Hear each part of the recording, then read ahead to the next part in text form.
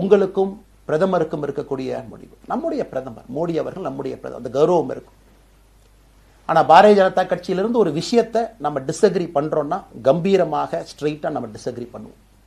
3 மொழி கொள்கை சமீபத்தில் கொண்டு வந்திருக்கக்கூடிய டைம் டேபிள்ல மாற்றம் 2029 தான் 9ஆம் கிளாஸ் பசங்க 3வது மொழியை படிச்சிருக்கூடாது, 2020 மாற்றிய பொழுது நான் குரல் கொடுத்தேன். அதுல எந்த மாற்று கருத்தும் இல்லை. நாம் அப்போஸ் பண்றதுக்காக யாரையும் அப்போஸ் பண்ண மாட்டாங்க, எதிர்ப்பதற்காக நம்முடைய அரசியல் கிடையாது.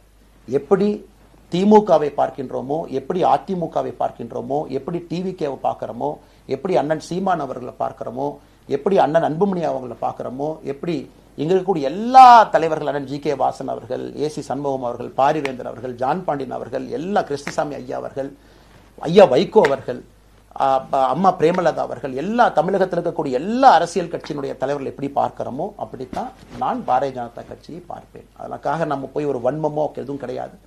கட்சி அவங்க கொள்கையை அவங்க முன்னிறுத்த போறாங்க. நம்ம இயக்கத்தினுடைய கொள்கை, நம்ம கட்சியினுடைய கொள்கையை நம்ம முன்னிறுத்த போறோம். யாருக்கும் நாம் போட்டி கிடையாது. மக்கள் முன்னாடி தரம் பார்த்து மக்கள் நம்மை தேர்ந்தெடுப்பார்கள் என்கின்ற நம்பிக்கையோடு மக்கள் முன்னாடி நம்ம நிற்கிறோம்.